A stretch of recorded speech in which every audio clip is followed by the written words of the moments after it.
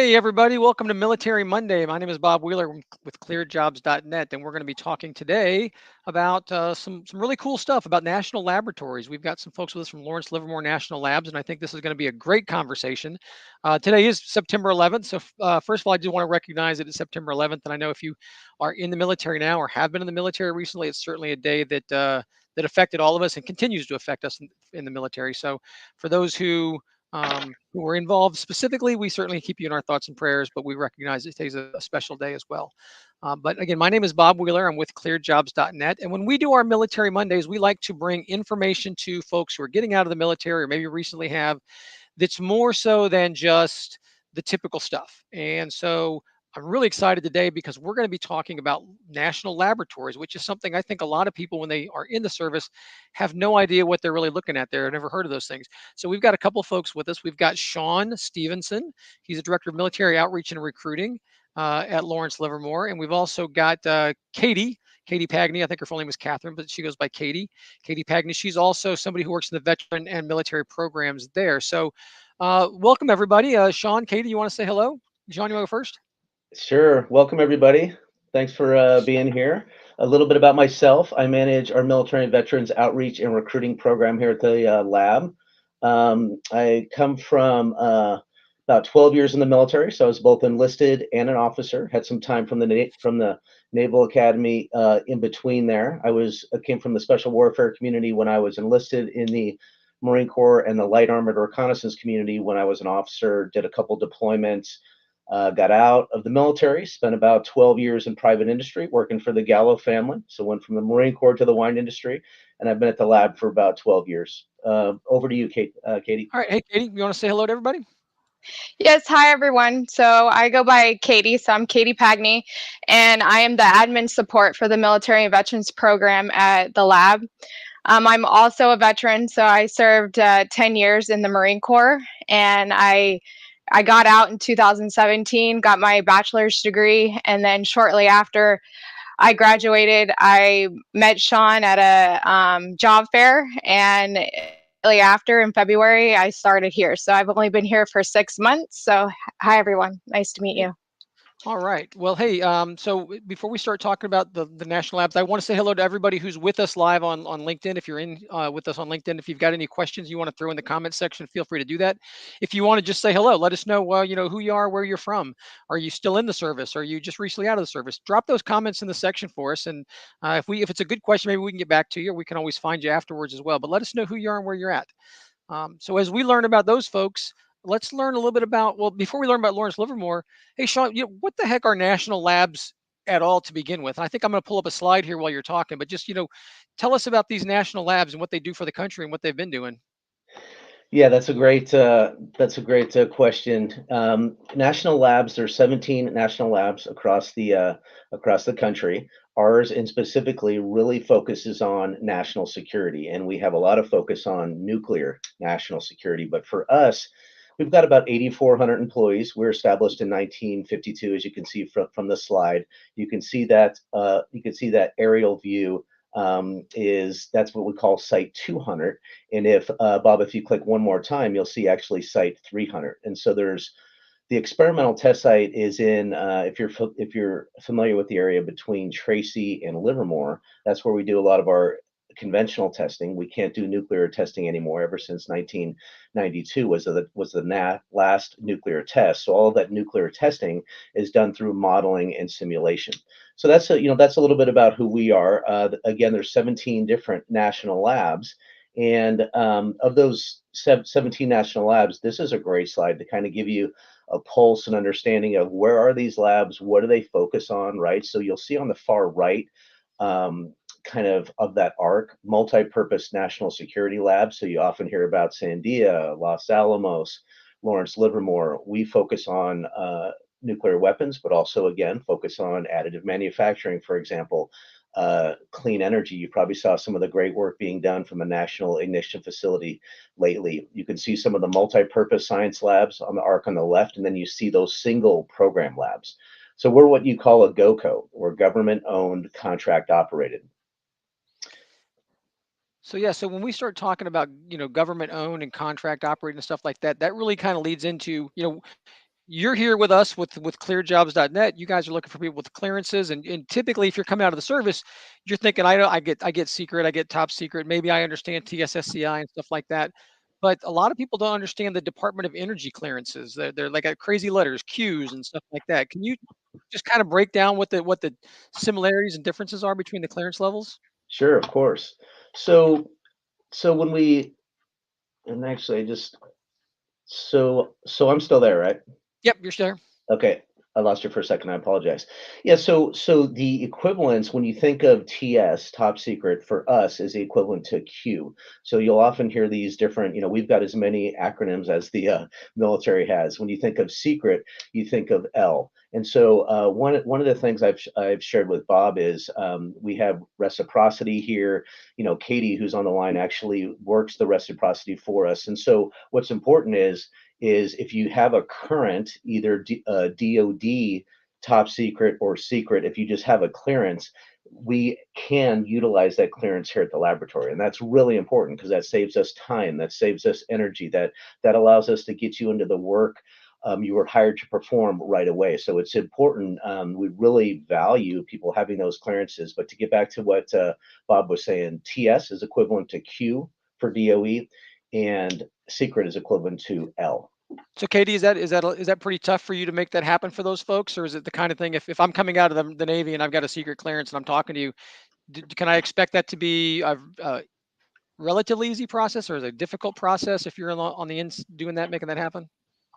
Yeah, so if somebody who has a clearance and they're visiting the lab will put in a DIS request, so their sector will put in a DIS request. It was just, but it's a new system now to transfer their clearance over, and it usually takes a fairly like 2 to 3 days. But then if they have a SRD, which is Sinwity, if they add Sinwity to that and they want to get a equivalent to a Q, that would be SRD, and then that will have to go up to LFO, the Livermore Field Office, and that will take a few more days. So it takes about a little like 5 to 10 days in order to transfer the clearance over. Now, if it's long term, then they'll do reciprocity. So that's for full time employment, or somebody who was an intern and then they got employed right after that. So then that's when we'll do reciprocity, and then that would be they'll transfer their TS over. So that's usually for full time, for visiting, or for like if they're doing an intern just for the summer short term, then you'll do the DIS request and it'll be transferred through DIS. That's really cool. That's good to know. I think if you're a service member coming out, you hear a lot of times about how getting your clearance transferred over can be a real a tough thing to do. It takes a long time to do, but to know that it's the kind of thing. And I think a lot of times, if you're a service member coming out, you might just pass right over some of these job postings, or you see like, I don't even know what that is, so therefore I don't want to apply for it. So talking to these folks and reaching out, and we're going to make sure that you can always reach out to Shaun and Katie via LinkedIn and stuff like that. If you have questions about clearances, I mean, these are some tremendous opportunities. So let's go back to talking about Lawrence Livermore National Labs specifically there, Shaun. You know, you what if I'm not a nuclear physicist? What if I wasn't in the Oppenheimer movie? Can I still get a job at Lawrence Livermore? Would you? Absolutely. Great analogy, by the way.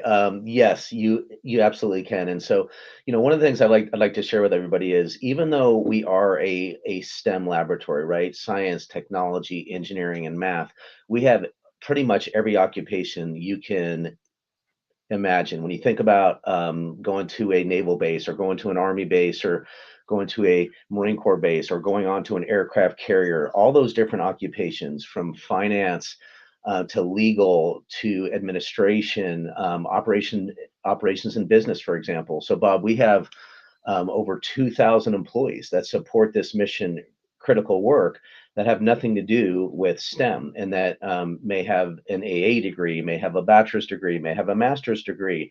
We have a lot of project managers here. So to answer your question, many different professions. We've got right now on our application website, we've got just under 300 openings, and some of those openings have 2 or 3 positions. So we honestly have almost 1,000 openings right now, which is just incredible for a national lab. Wow, 1,000. That's crazy. And by the way, you can catch if you get over to Lawrence Livermore Labs, you can go to their careers page and you can see all of those types of things. And we're going to start talking here in a second about the veteran specific stuff. But yeah, that's a big piece. People they just don't seem to take it into account all those opportunities that are there. And I know a lot of the labs they're having, is it like a generational shift almost that we had talked about when we were doing our pre-calls, Shaun? I think that's a Yeah. big thing. A lot of folks are really leaving, and so you guys are in the hurt locker, aren't you? Yeah, it's a it's I wouldn't say it's necessarily a vulnerable time, but it's in some ways, to Bob's point, it really is. A lot of the national labs are going through the same challenges, right? So people don't leave national labs. We hire for careers here. We don't hire for jobs. So many of my good friends have been here at the laboratory for 25, 35, some of them even 40 years. And we are a baby boomer society here at the lab, but we're literally almost overnight getting younger by the day. So it's exciting. There's a lot of really cool things going on and you can find these things out online, but life extension programs and modifications on two major warheads, creating clean energy with the national ignition facility. So much just exciting work going on while we're turning over what looks like to be probably between 25 to 30% of our workforce over the next 4 to 6 years. So the value that a veteran brings, the value that the military brings, that's why we're so excited. And Katie and I and our small program here at the lab, we're really trying to fill that void, Bob, that you're talking about, with as many military and veterans as Yeah, we because can. these are not. This is where it's a difference between the typical contracting gig. These are not Lawrence Livermore doesn't have to recompete every year or 2 years to make sure they still have their funded positions and things like that. These are they're not exactly GS. I think you told me there's a different nomenclature, but it's kind of like a GS position where you're working for the government and it's a secure position, right? Yeah, it's yes, and so it is a secured position. We work for the Department of Energy, and we partner with DoD and many other three-letter agencies. But we are a GOCO, right? So you're government-owned, contract operated. So we work for Lawrence Livermore National Security. So that's a local contractor here that helps manage our business, and we also are tied very closely to parent companies like the University of California, BWXT, Battelle, and companies like that. So it's a little bit challenging. It's hard to understand, but to answer your question, the majority of the funding comes in from DOE Hmm. to sponsor our work. Yeah. Yeah. Yeah, so this is why it's great to talk to you. Like I said, these are the kind of things that people just aren't even really aware of. I mean, there's already some comments in the section saying, "I had no idea." That's what we're getting in the LinkedIn comment section already, or did no idea what was going on. So you guys, you and Katie, are work specifically on veterans programs. I'm going to share my screen real quick and show a little bit about on your page. You've got a special page there on Lawrence Livermore called it's veterans.l. Here we go. I can put it just like that. That's what it is. I'm going to pull it up in a second. You want to talk a little bit about some of these specific things that you've got going on? Let me go ahead and go Sure, back Bob. Yep. to.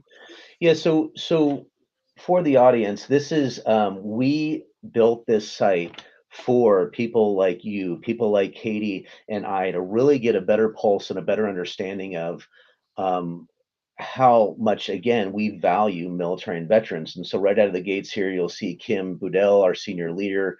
You'll see our student military programs, our active duty programs, our veteran programs. And as you work your way through this site, when you get an opportunity to spend some time in here, we really have a lot of skin in the game, and again, care deeply about our veterans and military, and then the value that each one of you bring, right? It's not necessarily going to be a fit for everybody, but we often work hand in hand, and this website really was kind of that first step to really help people understand who we are and what we do, and what kind of opportunities are available, and why we value military and veterans. And when you look at our workspace, it's really an extension of what the warfighter does. So there's a lot of overlap, Bob. That this is one of the areas Bob's looking at right now is actually our vets employee resource group. And Bob, if you wanted to, you can actually, there's a Okay. link to that right there, and keep going down a little bit,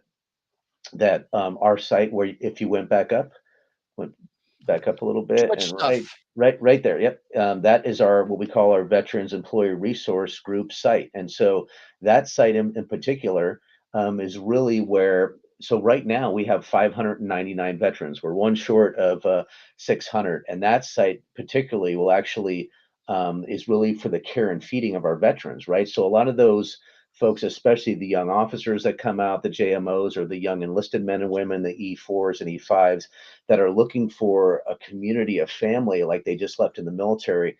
That employee resource group has their own site. We have a really just a good nucleus of people working together for that care and feeding as you start to leave the military.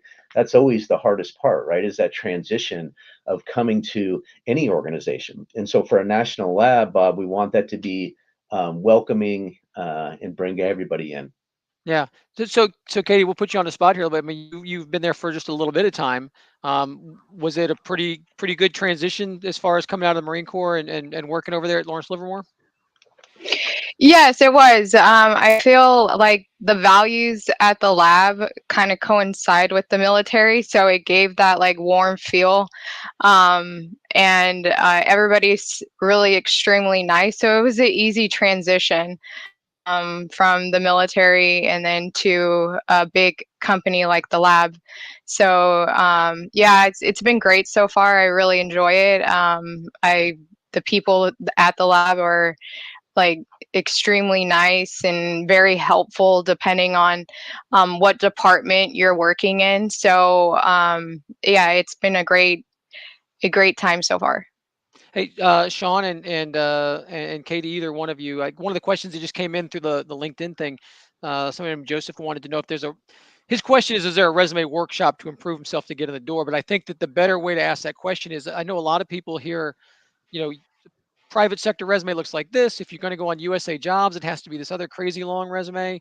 Is there a specific, if they wanted to apply for a position at Lawrence Livermore, is there any kind of tips on the resume, or should it be one way versus the other, or does it matter? Should they talk to you? What's up? Yeah, so that's a really good question, and I'm glad we're chatting about that. So, a few different things on that topic. The first is that website that Bob was sharing. Under the resource tab, there's actually a guide of how we would like to see a resume look, and so there's some good guidance there for you. Really different components of what an ideal resume looks like for the laboratory. So there's a nice little cheat sheet there. It's a PDF. We also do a lot of individual coaching and mentoring around that topic. So if we have somebody interested who's leaving the military, or somebody who's a veteran who's interested in working here, Katie and I lead most of these, actually will do a screening session where we'll spend some time with you. If we feel like you're a fit for the lab, and you feel like you are that we're a fit for you, right? It needs to be a marriage. It should be very collaborative. Then we really start to coach you and help you look at a resume, ideally that you have in a draft form, and give you some feedback on how that could potentially look a little bit better for the laboratory. And we also, to Bob's point, we've taught courses before and classes on resume writing. If we get a big enough group, we do that locally here with Los Positas Community College. We do that with other schools as well. So there's lots of different avenues, lots of different approaches to really. The key is translating all that incredible, wonderful work you did in the military in the right language, right? So people at the laboratory, even though we have 7% of the laboratory, about 600 employees, as I led to before, are veterans. That other 93% are not veterans, and so they don't quite understand the acronyms from the military and the way we speak to some of our accomplishments. And so lots of resources in there in helping you translate these incredible accomplishments, so the hiring managers here at the lab understand those accomplishments. Yeah. So, and Joseph, just back to that point of great question, and this is, I think, also goes to the value that no matter what kind of a veteran status you are, what you're looking for. One of the things that veterans need to be doing is coming to things like this and talking to people, and then asking the question like, how do you want to have it done? So I'm gonna take this back to the big picture of just being a veteran.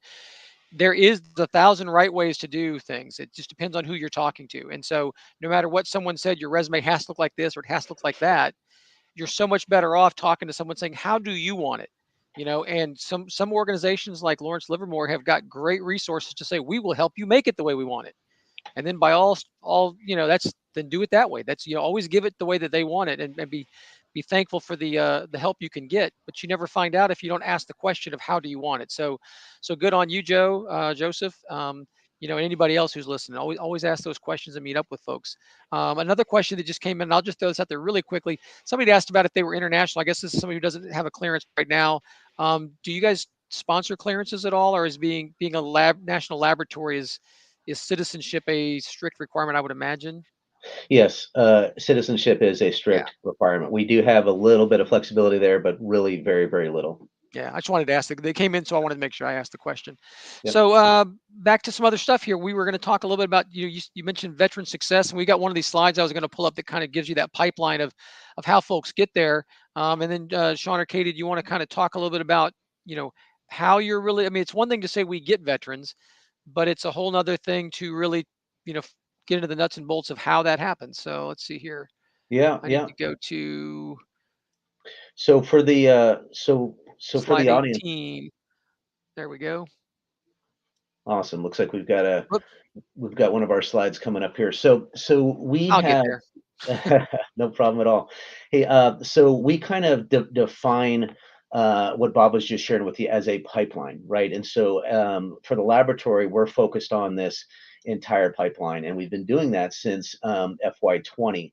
And so for those who may not know what JROTC is, Junior Reserve Officer Training Corps. So those are those young men and women in high school who are interested in serving their nation. ROTC, Reserve Officer Training Corps. There's universities nationwide. We've been working for the last few years with as many as 48 was my last count. So a lot of different universities nationwide. MARA is our Military Academic Research Associate. So those are our service academies. We work with active duty. So that's that red band right in the middle. In fact, Katie and I work very closely with what's called our Air Force Fellows Program. So those are men and women who come right from working in the Air Force and work here for a year at the laboratory in a cyclical billet and really learn about the nuclear weapon stockpile, the enterprise. The transition band there is quite extensive. That's what we call skill bridge, and I'm sure many of you know what skill bridge is, or what they call career skills program on the Army side. And so Katie and I literally are getting candidates, people that are interested in a skill bridge internship, right about one every 2 days right now. Average would be between one every 2 and one every 3 days. So a lot of demand there. And then the veteran side that we were speaking about before, those 599 reported veterans here at the lab. So that whole, so we're just sitting, I'd say, between 670 and 680 people in our pipeline that we're really focused on either finding or the care and feeding once they get here.